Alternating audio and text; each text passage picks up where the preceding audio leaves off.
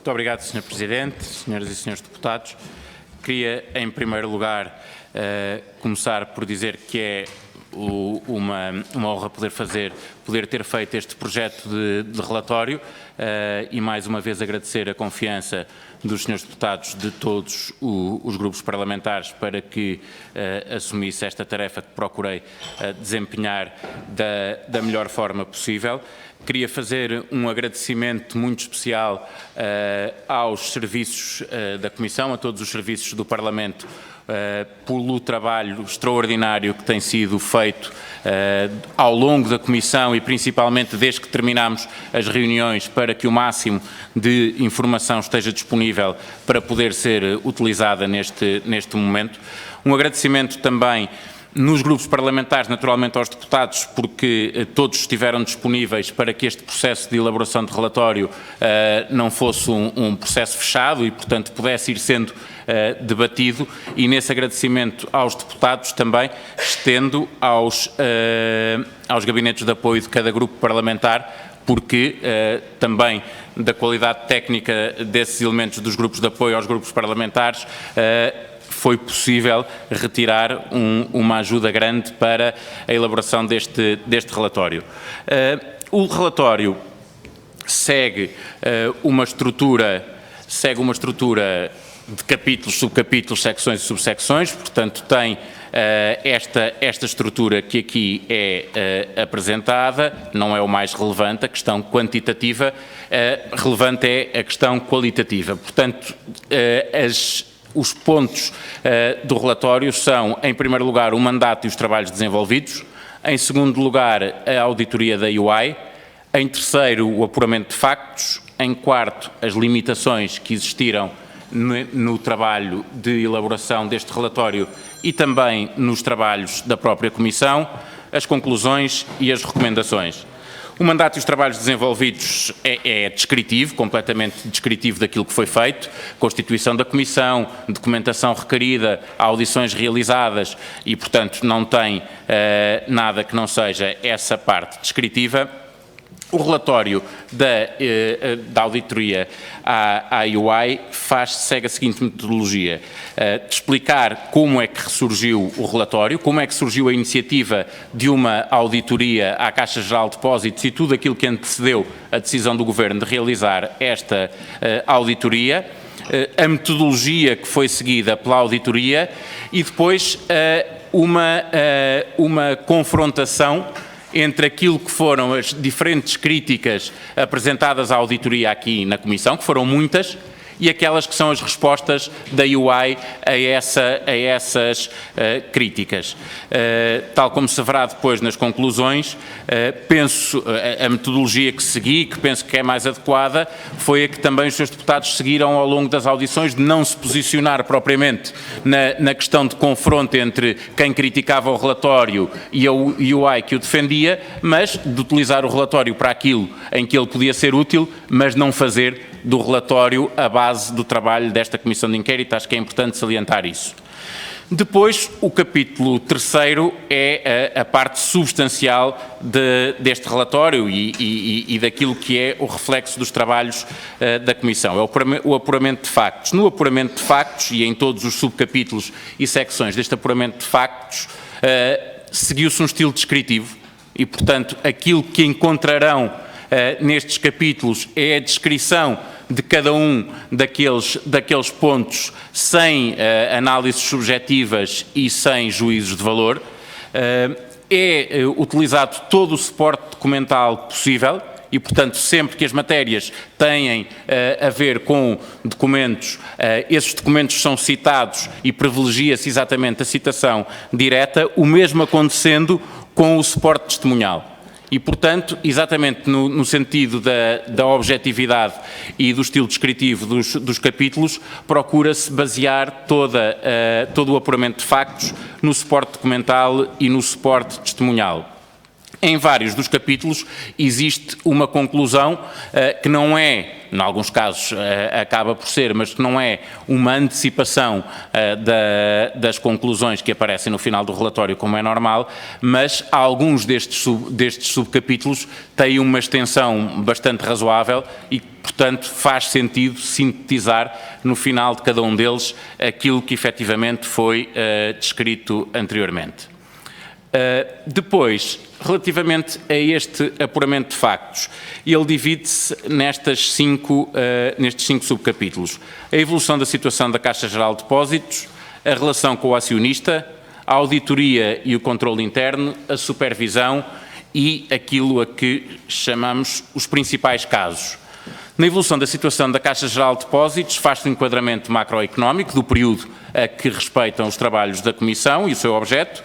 um enquadramento regulatório e normativo, portanto, não só regulatório daquilo que é aplicável, que era aplicável à data a uma instituição financeira, mas também dos normativos internos da própria Caixa Geral de Depósitos. Depois, uma secção sobre os resultados, os aumentos de capital e os registros de imparidades, as diferentes administrações, o processo de atribuição de crédito, que é descrito de forma exaustiva, porque é relevantíssimo para esta Comissão, com base em alguns depoimentos. Nós tivemos 2 depoimentos que descreveram exaustivamente o processo de crédito na Caixa Geral de Depósitos e que naturalmente são aqui invocados para a descrição do processo de atribuição de crédito, e depois também uma matéria relevante que é a gestão de participações da Caixa Geral de Depósitos. Depois, concretizando alguns deles, na relação com o acionista, que é matéria sensível também, foi matéria sensível dos trabalhos da Comissão, os 3 pontos que se aborda são a intervenção dos governos nas decisões de negócio, a escolha das administrações e o papel da Caixa enquanto banco público. Na supervisão, começa-se por abordar a questão dos pedidos de escusa, no caso do pedido de escusa do Governador e do não pedido de escusa da Vice-Governadora e da matéria que foi enviada à Comissão, as evoluções do modelo de supervisão, que foram várias ao longo do período em análise, a atividade de supervisão do Banco de Portugal na Caixa Geral de Depósitos, são descritos todos os exercícios de supervisão feitos pelo Banco de Portugal na Caixa Geral de Depósitos ao longo do período, essa atividade depois de supervisão da Caixa, os poderes do Banco de Portugal e a atuação, a avaliação de idoneidade, que foi matéria também amplamente debatida aqui na Comissão, e um caso concreto também muito debatido na Comissão, a mudança da administração do BCP, no caso da administração do Dr. Filipe Pinhal para a administração do Dr. Carlos Santos Ferreira. Depois, os principais casos, a escolha não é obviamente aleatória, tem a ver com aquilo que foi a concentração dos diferentes grupos parlamentares em alguns dos casos que aqui são referidos. O primeiro, o BCP, obviamente que depois tem vários desenvolvimentos. Na questão do BCP aborda-se principalmente a questão dos financiamentos à aquisição de ações, mas também da própria participação da Caixa Geral de Depósitos e a propósito do financiamento à aquisição de participações sociais de ações do BCP, a relação da Caixa Geral de Depósitos com alguns dos clientes a quem financiou a aquisição de ações do BCP, é um caso claro, todo o universo Berardo, que está considerado neste capítulo. Depois também, ainda nos principais casos, Valde Lobo, a questão da Always Special Grupos de Lena, que tem também toda a reestruturação, o Grupo Abrantina e toda a reestruturação do grupo que foi financiada pela Caixa Geral de Depósitos. A questão do Laceda Heartland, que começa com o financiamento à Laceda, que passa por todo o financiamento também ao Grupo Imato Gil e que tem também desenvolvimento depois no Project Finance da Heartland e da fábrica de Sines. A Opway, com a relevância que tem por ser uma empresa do Grupo GES e pelo financiamento que a Caixa acabou por dar à Opway, podendo esse financiamento ter servido exatamente para substituir o BES na exposição à Opway. A questão da Simpor e da sua e das OPAs e da participação, concretamente, de um investidor que foi financiado pela Caixa também, do Grupo Investifino, na Simpor. A Operação Boto de Caravela, que apesar de se ter iniciado antes do período de análise desta Comissão, tem um desenvolvimento relevantíssimo durante o período de análise desta Comissão. É no final do último exercício anterior a esta Comissão, ao período em análise nesta Comissão, 99, mas que se projeta, obviamente, nos anos seguintes. A questão de Espanha também, e de toda a expansão em Espanha, da política de participação em bancos, da questão da gestão da sucursal, da questão da passagem de determinadas operações de umas instituições para outras, ou dentro da instituição de umas áreas para outras, e a questão do Crown Bank também, com a relevância que teve esta operação nos Estados Unidos. Nas limitações ao trabalho da Comissão e à elaboração do relatório, obviamente que a maior de todas foi o tempo. É indiscutível que o facto desta Comissão ter começado os seus trabalhos na reta final da legislatura condicionou em muito o desenvolvimento dos trabalhos, por duas razões principais. Uma é que teve de se comprimir a lista de entidades a ouvir, e teve que se comprimir também o número ou o âmbito de assuntos a tratar. Objetivamente, eu penso que todos os seus deputados sentirão que, se a Comissão de Inquérito tivesse mais tempo para trabalhar, haveria oportunidade de explorar outras áreas que efetivamente não se conseguiu aprofundar com a intensidade desejável. Por outro lado, também, o tempo condicionou em muito a capacidade de analisar a documentação que nos chegou. Nós, já vai ser dito a seguir também, tivemos nesta Comissão de Inquérito a possibilidade de acesso à documentação como nunca tínhamos tido em nenhuma Comissão de Inquérito relativa ao setor financeiro, mas, por outro lado, não foi possível em tempo útil, penso que a ninguém, conseguir fazer a análise exaustiva de toda a documentação que nos chegou. A segunda limitação tem a ver com a impossibilidade de ouvir depoentes, que aqui não pelo tempo reduzido, mas pelo facto de, e isto diz respeito essencialmente a dois depoentes, considerados essenciais, por mim enquanto relator, presumido aquilo que foram as intervenções ao longo dos trabalhos da Comissão de Inquérito, que também eram partilhadas pelos restantes senhores deputados. Por um lado, a impossibilidade de ouvir presencialmente o Dr. Maldonado Gonelha, que acho que indiscutivelmente seria diferente ouvir o Dr. Maldonado Gonelha do que remeter perguntas e obter respostas por escrito, e, por outro lado, também a impossibilidade total de questionar o Dr. Almerino Marques. Penso que estes dois depoimentos, a terem sido possíveis presencialmente, teriam contribuído para que este relatório e os trabalhos da Comissão pudessem ter uma densidade maior, pelo menos na produção de prova, porque há algumas matérias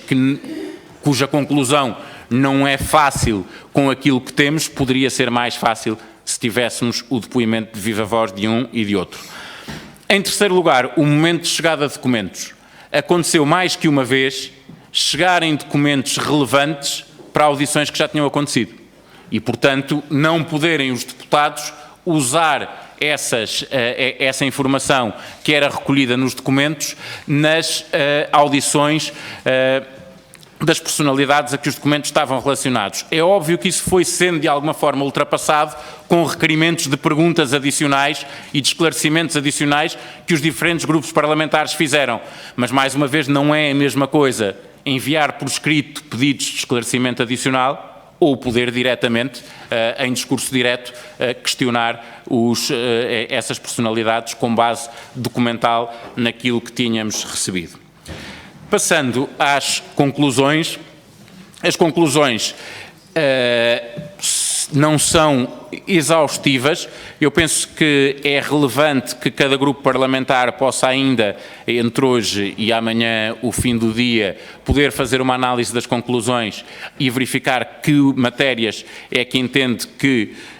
não estão tratadas em sede de conclusões e deviam estar, ou estão tratadas de forma que não motivam que esse grupo parlamentar ou cada deputado se reveja nelas, ou ainda que acham que se deve acrescentar algo àquilo que está previsto nas conclusões, de forma a que elas fiquem com mais qualidade. Dizer ainda, relativamente às conclusões, que, obviamente, o facto de o tempo ser limitado também nas próprias conclusões impede que todos os assuntos sejam tratados com a mesma profundidade e, portanto, há mais pormenor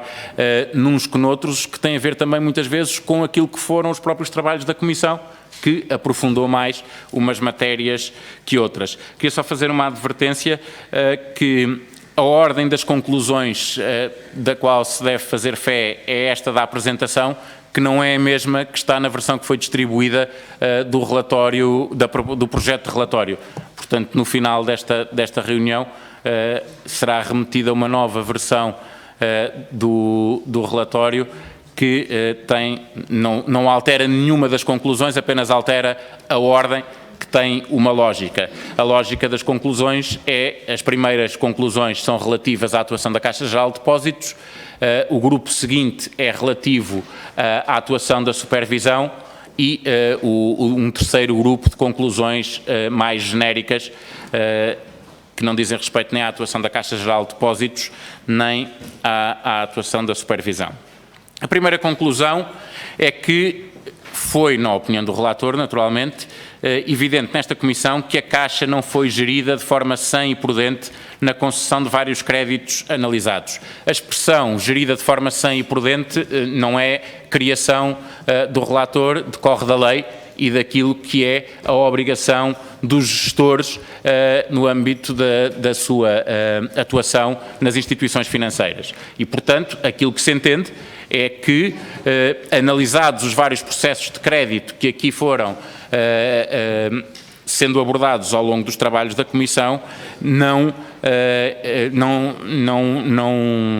é discutível ou é absoluto que a gestão não foi suficientemente sã e prudente. Depois, segunda conclusão, que as recomendações da Direção de Risco nem sempre foram acomodadas, é um facto, e que parte significativa dos riscos que eram muitas vezes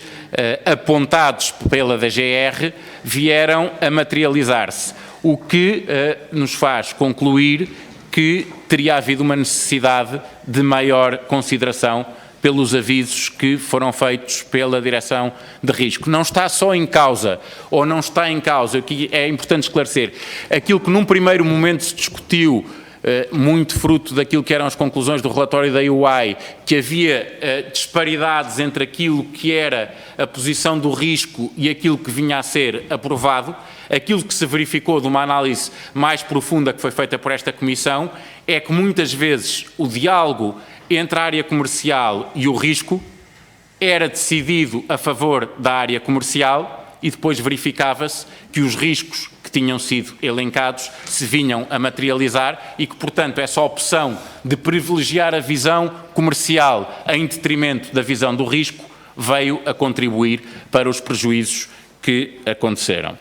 Depois que as irregularidades detectadas pelos órgãos de controle interno foram reportadas ao Ministério das Finanças e não existiu evidência de que o acionista tivesse promovido alguma diligência no sentido de colmatar essas irregularidades detectadas. Isto é essencialmente baseado naquilo que foi o depoimento do professor Paz Ferreira, que fez alusão diretamente a esta matéria, tendo depois sido questionados os responsáveis políticos, designadamente o ex-ministro Teixeira dos Santos, que não aduziu nenhum argumento em contrário daquilo que tinha sido exposto pelo professor Paz Ferreira. Depois, conclusão quarta, o tratamento não foi idêntico para os vários clientes da Caixa Geral de Depósitos. Houve uma discussão inicial sobre uma frase também dita pelo professor Paz Ferreira, de que, citando de cor, o Sr. José Berardo seria um cliente especial. O que aqui se reproduz não tem a ver com isso, porque efetivamente não houve confirmação depois relativamente a isso. E por isso é que, para que não houvesse confusão, cita-se aqui o caso em que o tratamento foi absolutamente diferenciado. Em situação de incumprimento, dois grupos tiveram da parte da Caixa atuação completamente diversa. Se por um lado, em relação ao grupo fino, a execução de garantias, a exigência de novas garantias foi permanente e aconteceu no momento em que os factos o justificavam, em relação ao grupo Berardo, houve uma protelação da situação sem que existisse igual nível de atuação no caso de execução de garantias ou sequer de exigência de reforço das mesmas. Aliás, pelo contrário, houve até várias vezes conformação com aquilo que era a posição do grupo Berardo contrária a exigências que a Caixa fazia. O grupo Berardo dizia, o caso mais paradigmático disso é o do aval pessoal, que foi exigido várias vezes sem que tivesse acontecido, vindo a acontecer mais tarde. Conclusão quinta, os financiamentos à aquisição de ações foram concedidos com elevados níveis de alavancagem. Isso é evidente e foi evidente ao longo dos depoimentos pelo simples facto de não se conseguir explicar como é que estas operações de financiamento para aquisição de ações podiam ser pagas. Ou seja, como é que quem recebia este dinheiro para comprar ações poderia, por um lado, reembolsar o montante que tinha recebido de crédito e, por outro, pagar os juros que correspondiam a esse mesmo crédito, sendo explicado por vários depoentes que mesmo num cenário de mais-valia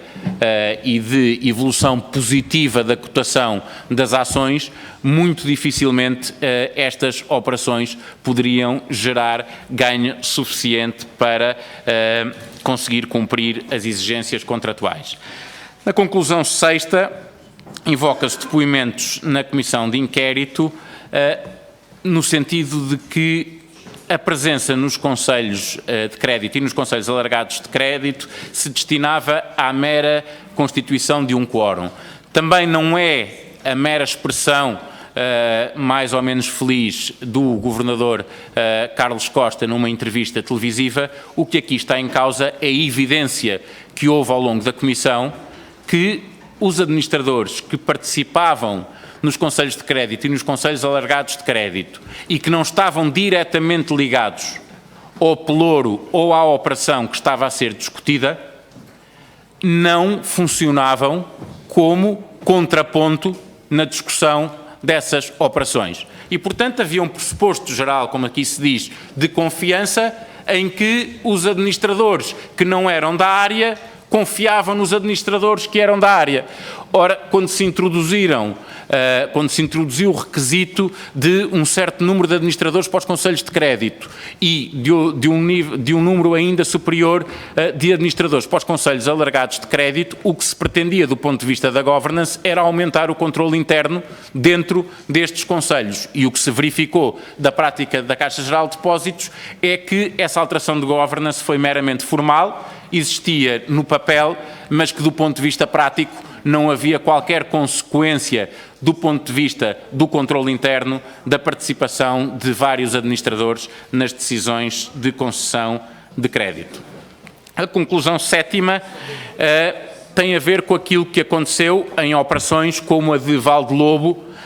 e da Heartland, em que a Caixa Geral de Depósitos acabou, aqui diz-se refém, acabou por ser prisioneira de si própria. A certa altura, ao emprestar dinheiro e depois assumir participação nesses mesmos, nos grupos a quem tinha emprestado dinheiro, desvalorizou a sua posição enquanto credor e, portanto, ficou com um nível de exposição que acrescentava o crédito em incumprimento à participação em projetos que, do ponto de vista financeiro, se estavam a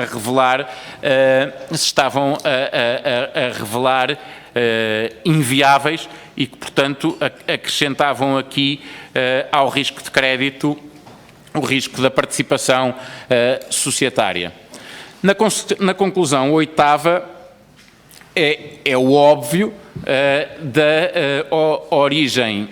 da esmagadora maioria das perdas, numa administração em concreto, a administração liderada pelo Dr. Carlos Santos Ferreira, e do envolvimento de 3 administradores dessa administração na esmagadora maioria dos processos que aqui foram analisados, e os administradores são o Vice-Presidente Maldonado Gonelha, o administrador Armando Vara e o administrador Francisco Bandeira. Foram os administradores que foram referidos nesta comissão mais que uma vez, como tido intervenção direta em processos de crédito, em vários dos casos, não tendo sequer nos seus pelouros a responsabilidade por esse tipo de operações e sendo muitas vezes invocado o papel destes administradores, não na tomada de decisão, mas na gestão processual de cada um destes projetos e, portanto, faz sentido distinguir aqui aquilo que também foi distinguido ao longo dos depoimentos na Comissão. Conclusão nona, a questão das participações qualificadas. A Caixa Geral de Depósitos também, isto tem a ver com a conclusão que aqui se fez dos créditos para aquisição de ações estarem bastante alavancados. O que aqui se invoca é a questão de, a certa altura, para a Caixa Geral de Depósitos poder exercer garantias que tinha que provocar a si própria um prejuízo imediato pela desvalorização que teria a cotação em mercado das ações que a Caixa poderia vender e, portanto, depoimentos como aquele que aqui ouvimos ao Sr. José Berardo a dizer mas a Caixa se quisesse podia vender, fazem pouco sentido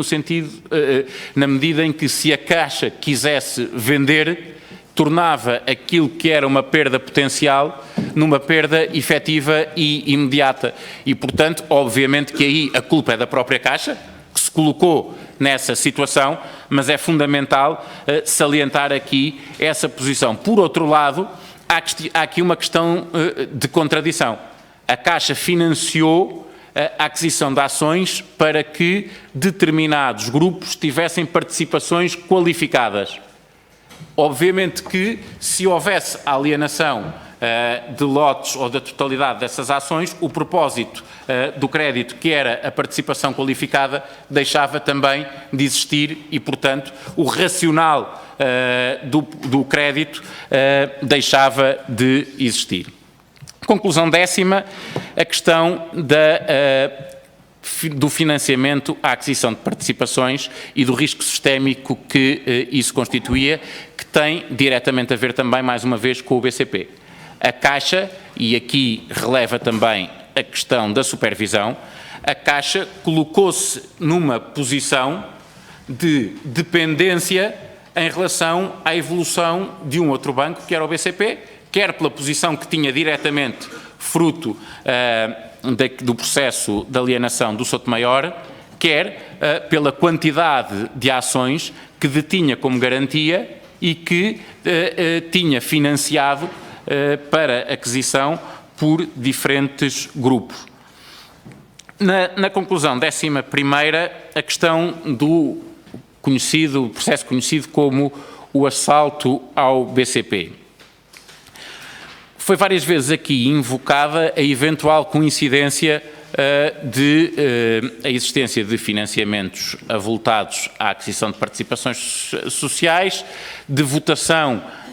dos detentores dessas participações sociais qualificadas em Assembleias Gerais e da transição de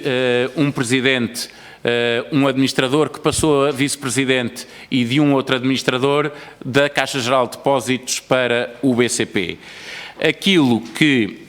parece evidente, não se podendo concluir,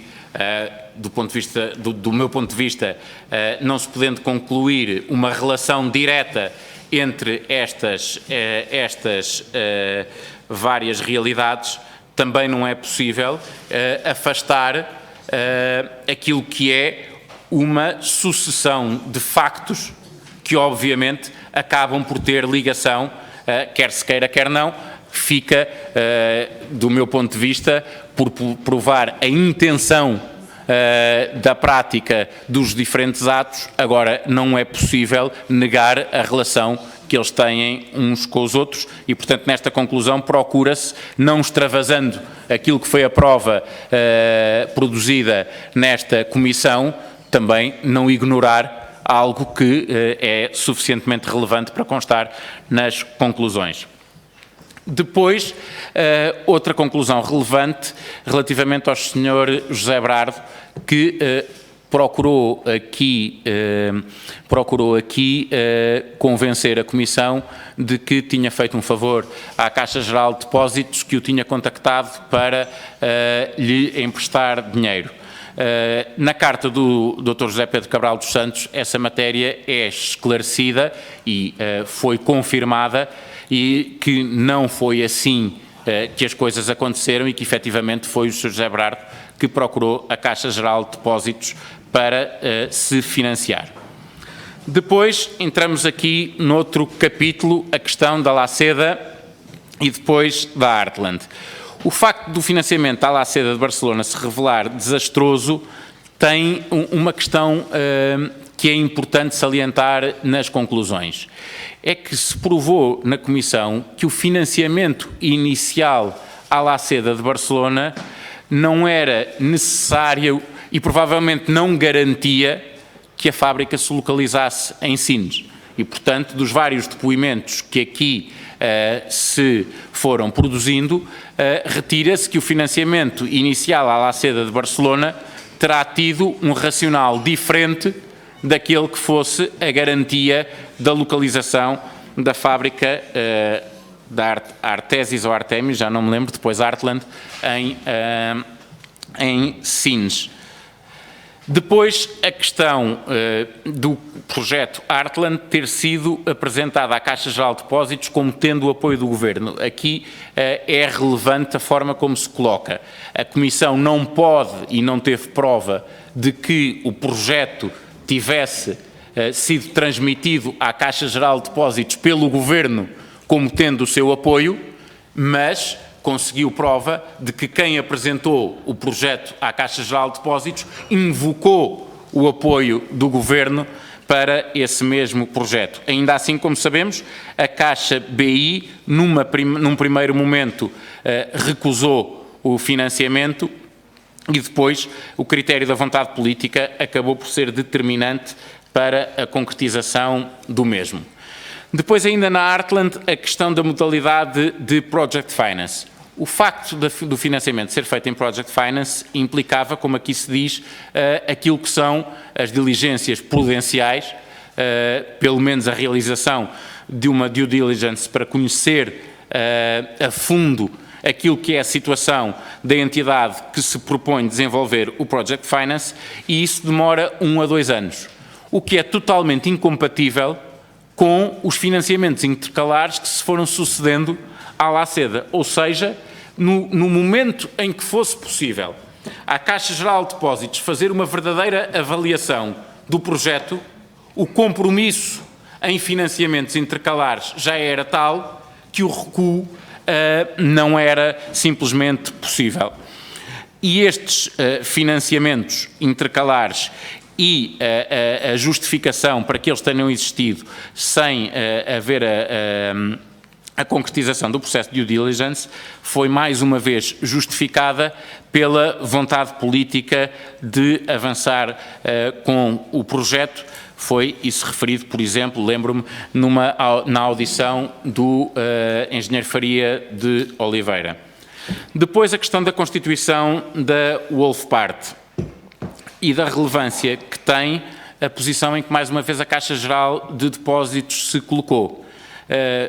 Não releva a título de conclusão o facto de ter aqui sido tentado defender a teoria de que uma empresa chamada de participações sociais chamada Wolfpart não tinha absolutamente nada a ver com um empreendimento chamado Valde Lobo. É um detalhe,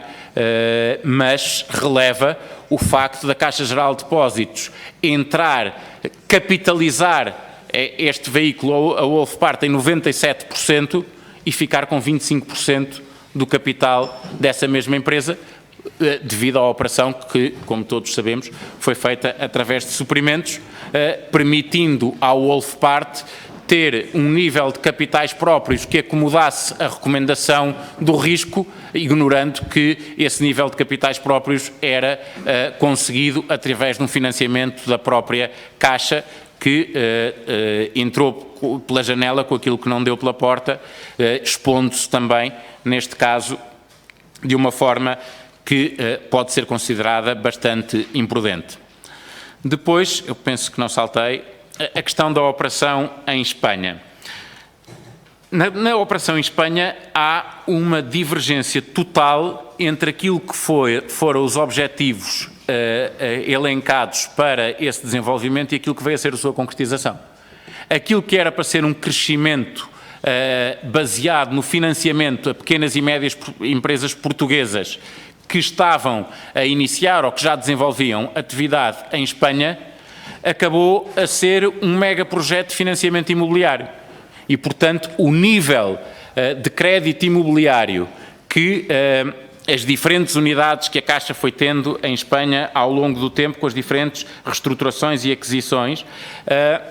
expuseram a Caixa àquela que sabemos que foi a maior bolha existente em Espanha,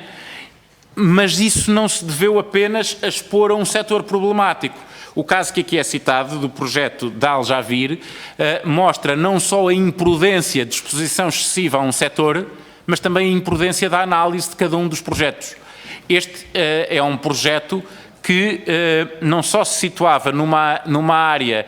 que, do ponto de vista do plano de ordenamento de território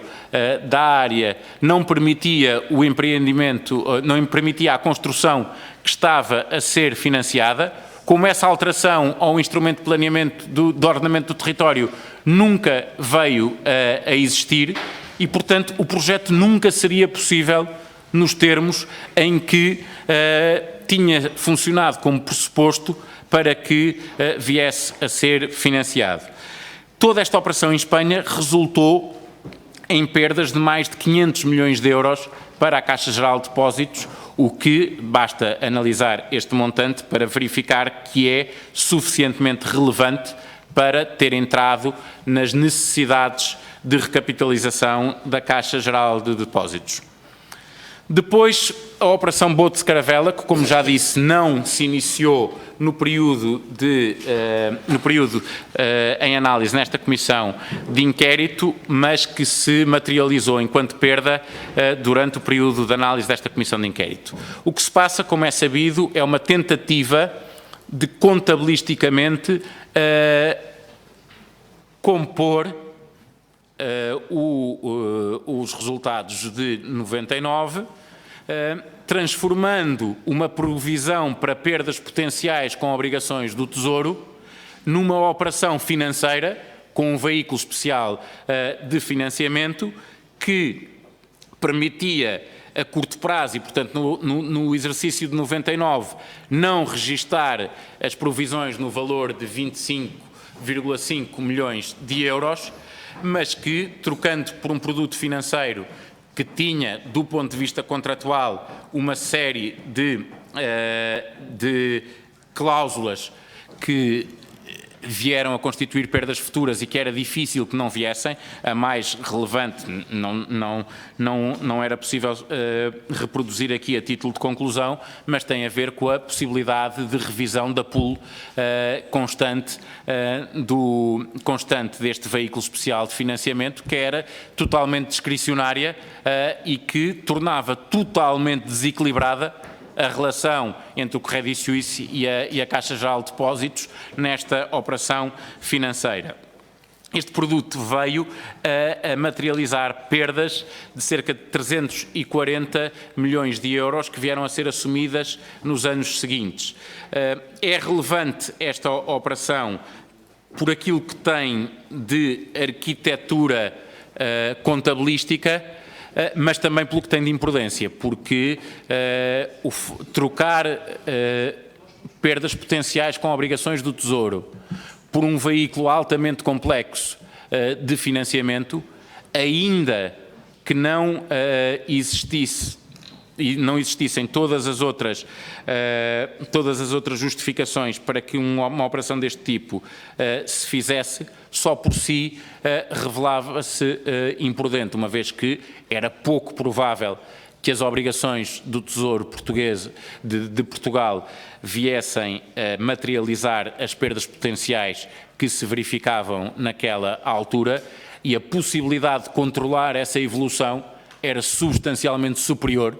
à possibilidade de controlar a evolução de um veículo especial de financiamento com as características daquele que foi contratado com o Credit Suisse. Na conclusão 19ª, entramos nas conclusões relativas à supervisão e aponta-se para a questão da supervisão formal que o Banco de Portugal assumiu durante a esmagadora maioria do período que foi aqui analisado.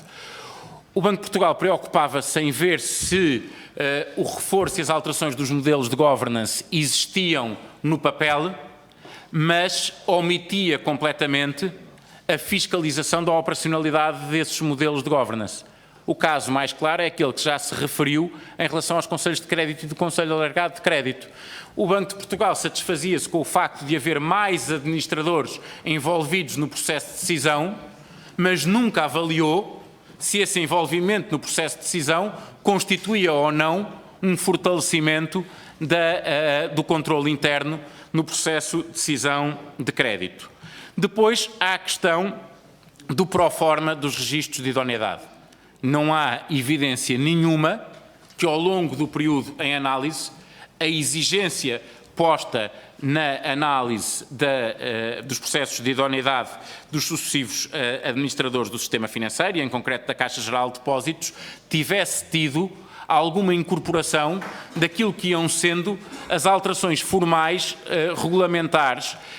produzidas ao nível da supervisão. E, portanto, não há nenhuma evidência que o grau de exigência para com os administradores tenha aumentado durante este período. Mas pior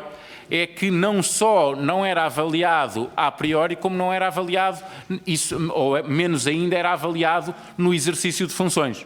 Portanto, o exercício de funções pelos administradores e a segregação de poderes, que era algo de essencial na revisão dos modelos de governance, passaram completamente ao lado da supervisão do Banco de Portugal, assim como aqui se refere também a total ausência de discussão dentro dos conselhos de administração, e o caso mais paradigmático é o facto do Banco de Portugal nunca ter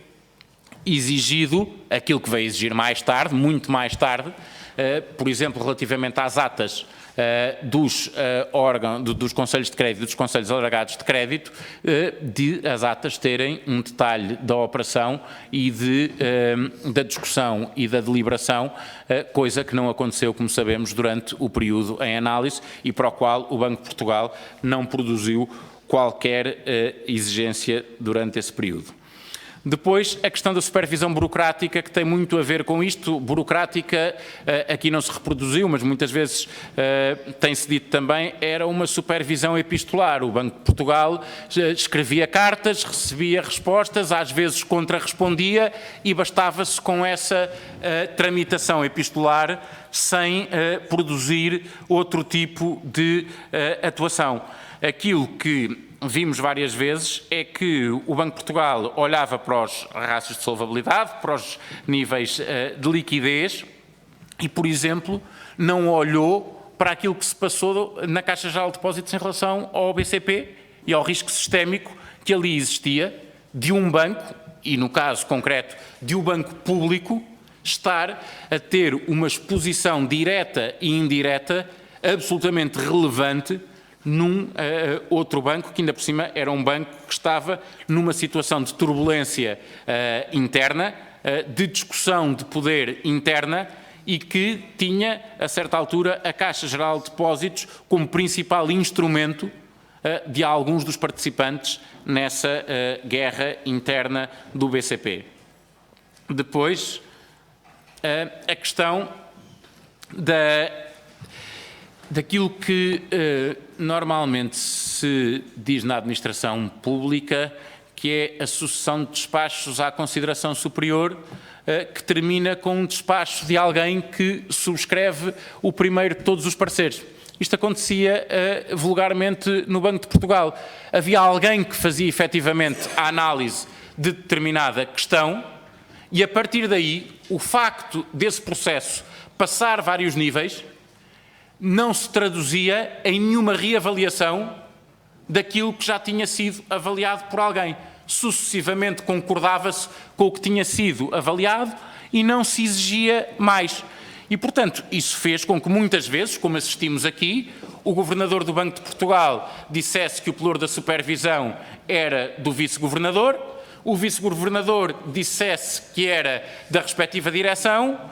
e os respectivos diretores dizerem que tinham feito fé nos técnicos que tinham feito a análise. A existência de uma hierarquia presume que haja uma reavaliação e uma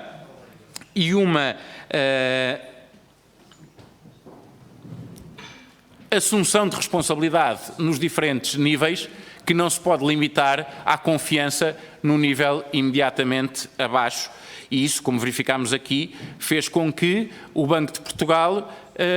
ignorasse questões relevantes pela simples razão de que o Governador e até o Vice-Governador nunca acharam que fosse preocupação deles analisar certo tipo de processos. Depois, a confiança extrema ou até cega nas linhas internas de defesa das instituições, na direção de risco, na auditoria, no próprio Conselho de Administração e nas externas, fossem os revisores ou os auditores. E, portanto, mesmo perante reparos, ênfases ou denúncias públicas, os reparos e ênfases, como sabemos também, houve aqui um problema de muitas vezes esses reparos e ênfases aparecerem em relatórios intercalares, mas não aparecerem na certificação anual de contas. É importante referir-se isso. Foi aqui justificado, por exemplo, pelo Dr. Oliveira Rego, que entendia que não fazia, que o prejuízo de incluir na certificação anual de contas era maior do que o eventual benefício que se poderia retirar dessa inscrição e que cumpririam esse papel os relatórios intercalares. O que vimos é que os relatórios intercalares, se já se disse atrás que não tiveram relevância ou que não se provou que tivessem tido relevância para a tutela, para a supervisão menos ainda, nem quando houve denúncia pública, como foi o caso da carta do Dr. Almerino de Marques, que apontava para vários dos problemas que depois vieram a materializar-se na Caixa Geral de Depósitos e que não mereceu também da supervisão atenção na altura. Depois, a questão do que já se disse também sobre a tradição epistolar do Banco de Portugal. O Banco de Portugal ordenava à Caixa Geral de Depósitos que a Caixa Geral de Depósitos corrigisse, por exemplo, determinado registro de imparidades. A Caixa Geral de Depósitos respondia uma vez que não considerava que o critério do Banco de Portugal estivesse correto. O Banco de Portugal insistia que devia ser inscrito nos termos em que tinha dito previamente e depois não acontecia nada. Nem a Caixa Geral de Depósitos corrigia, nem o Banco de Portugal tirava qualquer consequência do facto da Caixa Geral de Depósitos não ter cumprido aquilo que tinha sido determinado. E, portanto, era muito fácil aos supervisionados lidar com uma supervisão que, a partir de determinada altura, não subia o nível de exigência, nem aplicava qualquer consequência ao facto de não se cumprirem aquilo que eram as suas determinações. A conclusão 24ª, a questão da dualidade de critérios em casos semelhantes no tratamento pelo Banco de Portugal. E aqui há dois tipos de dualidade. Uma relativa a operações. Por um lado, a exigência que houve, um dos casos em que são feitas exigências à Caixa Geral de Depósitos tem a ver com o processo de Val de Lobo, em que o Banco de Portugal efetivamente exige que a Caixa Geral de Depósitos esclareça detalhes da operação e da exposição da Caixa Geral de Depósitos ao projeto de Val de Lobo, mas nada de semelhante acontece em relação ao BCP. O que não deixa de ser extraordinário em relação, não que não devesse acontecer em relação ao Val de Lobo, mas estamos a considerar o caso de um projeto, de um financiamento e mais tarde de uma participação social num determinado projeto que mereceu e bem esse nível de exigência, mas a exposição da Caixa Geral de Depósitos ao BCP e todas as implicações sistémicas que isso podia ter não tiveram igual zelo por parte da Caixa Geral de Depósitos. O segundo ponto em que é relevante a dualidade tem a ver com a avaliação da idoneidade dos administradores. Aquilo que se passou, por exemplo, em relação a 2 administradores do BCP, Filipe Pinhal e Jorge de Beck, que,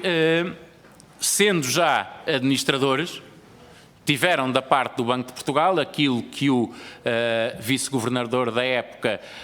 referiu como moral persuasion, que serviu para tentar demovê-los de uma candidatura ao Conselho de Administração do BCP. Quando questionado sobre a avaliação de idoneidade do Dr. Francisco Bandeira ou do Dr. Armando Vara, por exemplo, no caso do Dr. Francisco Bandeira, pelo facto de correr contra ele, à data da nomeação para o BPN, um processo na CMVM, o Governador disse que o Dr. Francisco Bandeira já era, à época, administrador da Caixa Geral de Depósitos. Da mesma forma que o Dr. Filipe Pinhal e o Dr. Jorge de Beck eram administradores do Banco de Portugal. Administradores do BCP. E, portanto, aquilo que serviu num caso para fazer a advertência, não serviu noutro caso sequer para considerar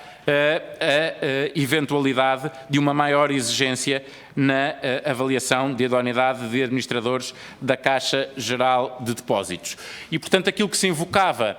como uma inexistência de possibilidade legal de intervir, não coibiu o Banco de Portugal de o fazer noutros casos, aqui relevando concretamente a questão da idoneidade. Conclusão 25ª, a questão do financiamento à Fundação José Brardo e do facto de o Banco de Portugal não ter realizado também uma análise da instituição. O que aconteceu é que o facto de o Banco de Portugal não ter tido este zelo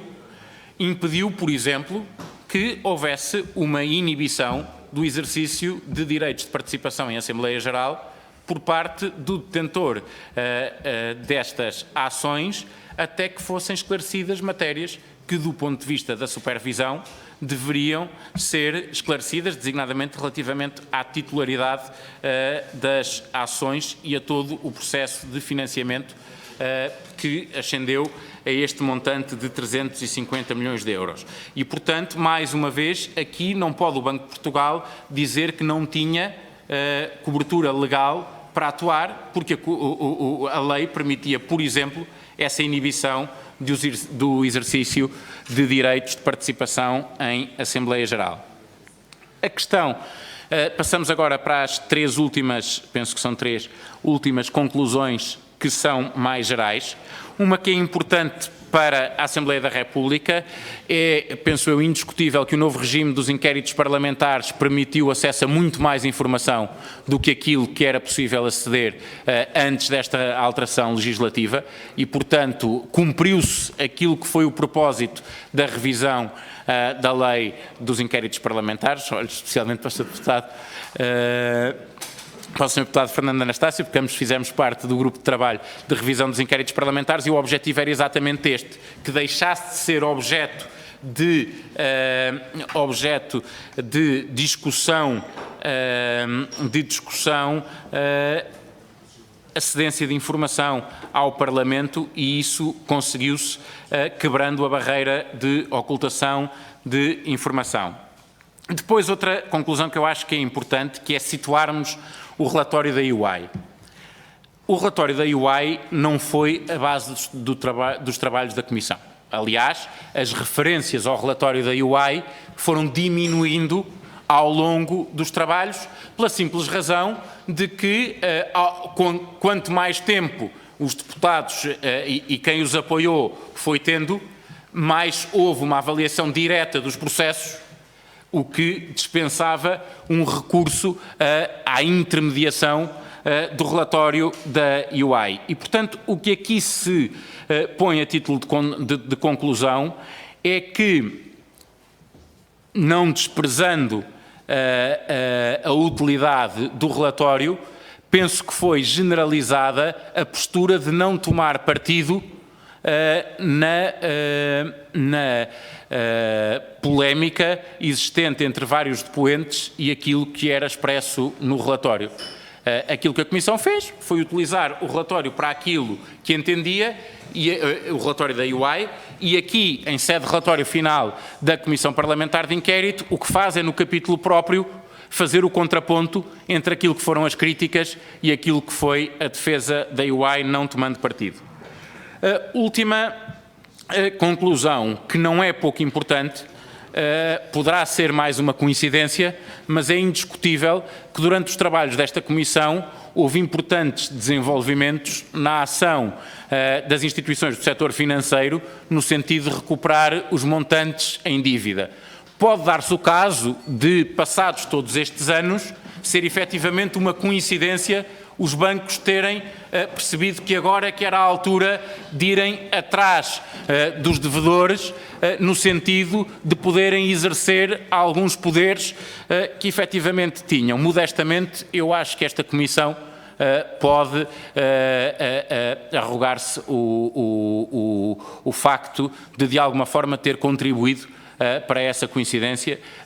e, portanto, isso justifica por si a conclusão final deste projeto de relatório. Depois, uma conclusão que é normal neste tipo de relatórios, mas que é especialmente relevante neste. A conclusão é feita com o cuidado de se saber que nós próprios tivemos acesso a matérias que constam de inquéritos que correm termos neste momento. E, portanto, o que aqui dizemos é que o aprofundamento de algumas dessas matérias e de outras que poderão não estar incluídas em inquéritos que correm os seus termos neste momento, poderão ter relevância criminal e que, nesse sentido, o relatório deve ser enviado à Procuradoria-Geral da República e, mais que isso, uma vez que esta Comissão teve acesso a documentação que nunca antes as comissões parlamentares de inquérito tinham tido em matéria de fiscalização de instituições financeiras, não só o relatório, mas todo o espólio da Comissão Parlamentar de Inquérito deve ficar à disposição dos órgãos de investigação criminal para que possam, de forma diligente, cumprir a sua missão. Depois, penso que são 5 recomendações. A primeira é algo que tem a ver com o papel da Caixa Geral de Depósitos. Nós assistimos normalmente a proclamações sobre aquilo que deve ser a Caixa Geral de Depósitos enquanto banco público. Aquilo que nos apercebemos da análise deste período é que muitas vezes, e em muitos casos particulares, a atuação da Caixa Geral de Depósitos afastou-se completamente daquilo que, incluindo na missão que é atribuída à Caixa Geral de Depósitos por diferentes governos, aparece como prioritário. E, portanto, esta divergência entre uma intenção de financiamento às pequenas e médias empresas, de concentração das poupanças dos pequenos aforradores, de relevância no sentido do financiamento de uma economia que, como a nossa, é bastante exposta por participar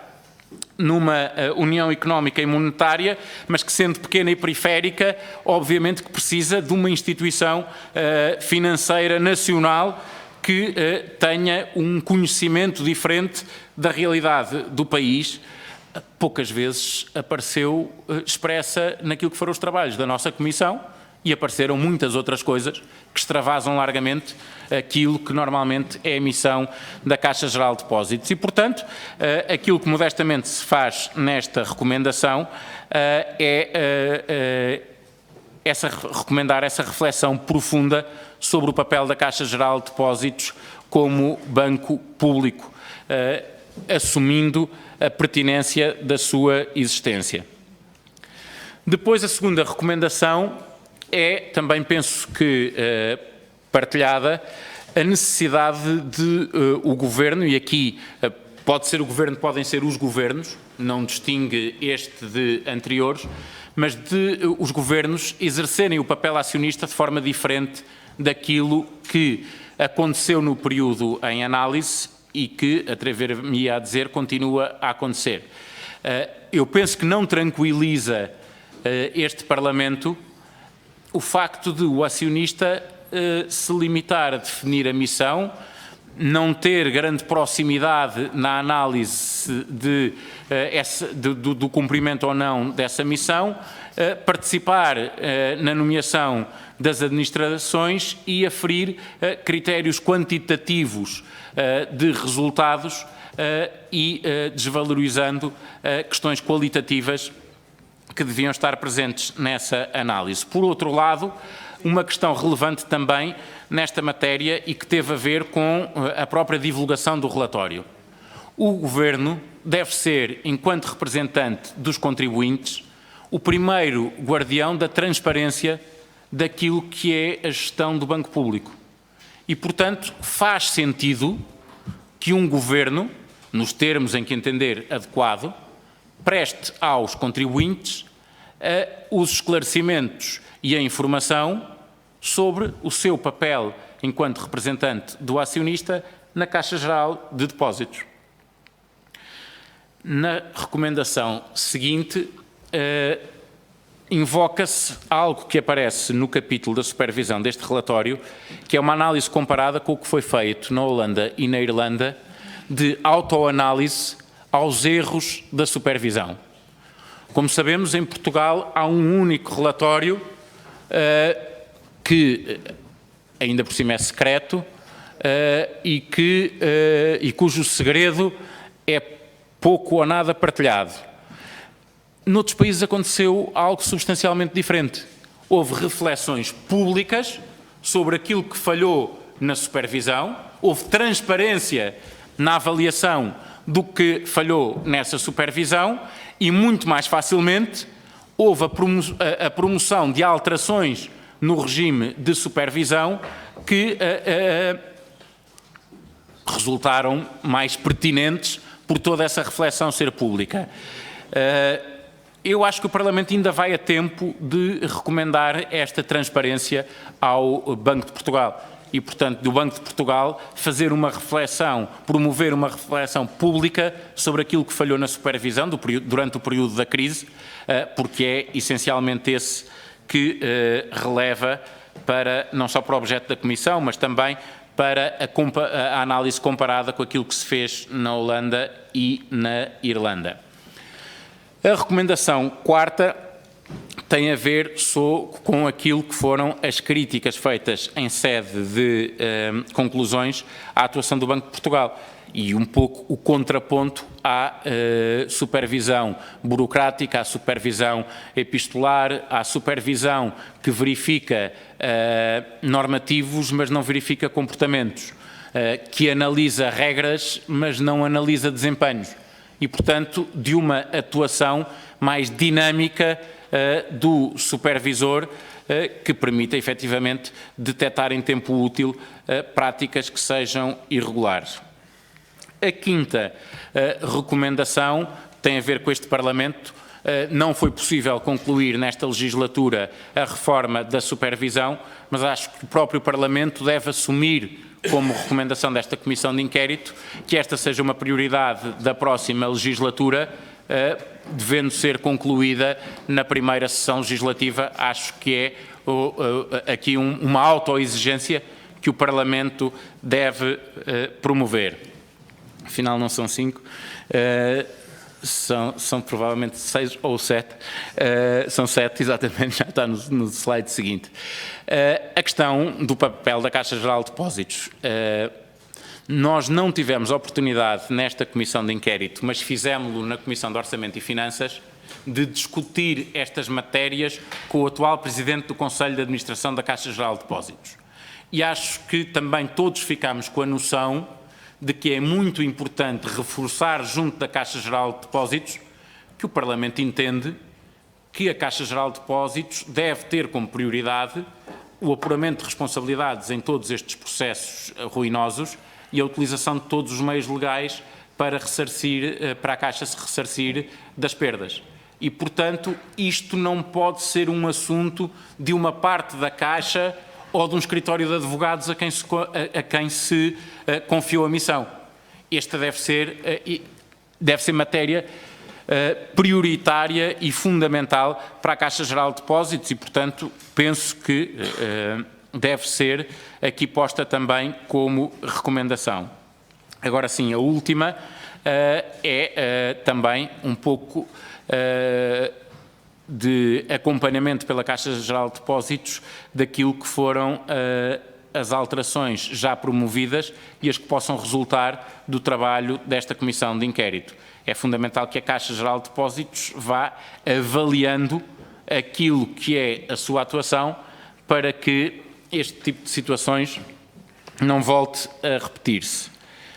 E termino assim esta apresentação, pedindo desculpa por ter sido exaustiva. Já assisti a apresentações de relatórios ainda mais exaustivas que esta, não sei se mais enfadonhas,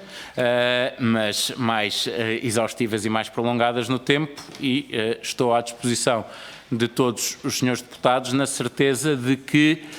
este é um projeto de relatório. O relatório final será o que resultar da nossa reunião de quarta-feira, beneficiando dos contributos que todos podem aduzir até amanhã, ao final do dia, assumindo eu desde já o compromisso de aduzir alguns deles também, que certamente resultarão da discussão que aqui possamos fazer. Muito obrigado.